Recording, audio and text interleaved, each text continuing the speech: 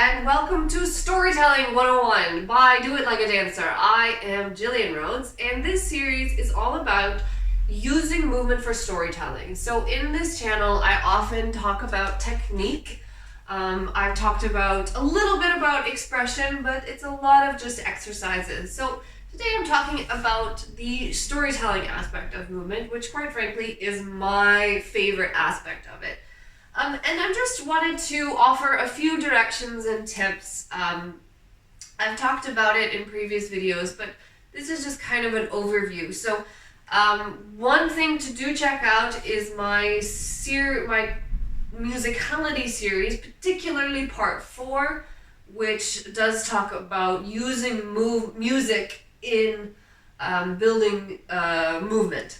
Now, when you're talking about storytelling, I think there are basically two main things to keep in mind. One is that understanding symbols and understanding sort of the body as a symbol is really, really important. And some of it is just body language, some of it is, art and paintings, some of it of just how the body is used as symbols for things. Now, some of them are cultural specific, but different, just the way the body reacts to emotions and the sort of pictures that it makes, like fear, the sort of way that fear looks in the body and the different postures that have been used to describe a fearful body.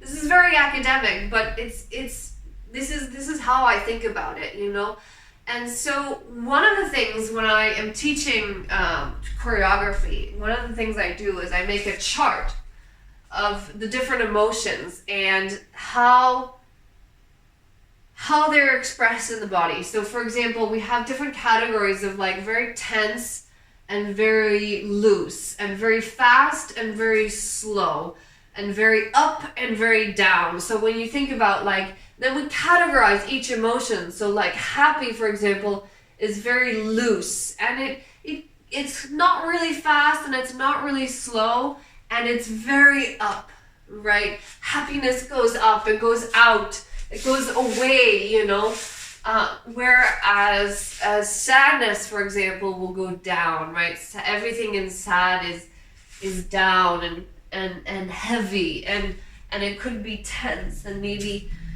slow, whereas anger is fast and tense.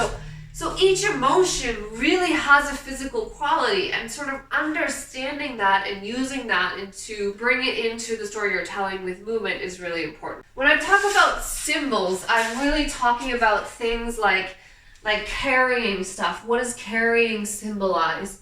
And what is dragging something symbolize? And what is this symbolize? Begging, right? What is this symbolize, right? The hands being tied, right? What is this posture tell you about what's happening to this body at this time? And this is something that you have to use when you're telling stories with movements, because movements are not specific, right? If you start telling specific stories with movement, you're talking about mime, not dance, right? So the symbology of, where you might be telling a story about Hercules, right? He's the most famous carrying. And so if you have the world on your shoulders, right? So automatically we have these connections and connotations with what that means, what that feels like. And it gives the audience a sort of emotional attachment to the dance that you're creating. Again, choosing the right story to tell is also something that you need to think about, because movement, again, is abstract. So, I find it easier to sort of portray feelings than it is to portray specific situations, even though you can have a situation in your mind, then you just build a movement on top of it, but that interpretation is not. So that's kind of the basic. The basic is understand your symbols, understand your body language, and understand how the different emotions manifest in the body. One of the exercises I have my students do is to just stand up straight and show me anger, show me sadness, and show me happiness, you know, right? Not necessarily with the face, but with the body. How does the body express these emotions? And then you can take that into movement. And you can take any movement and you can add emotion to it, right? And it doesn't really matter which emotion you can add to it.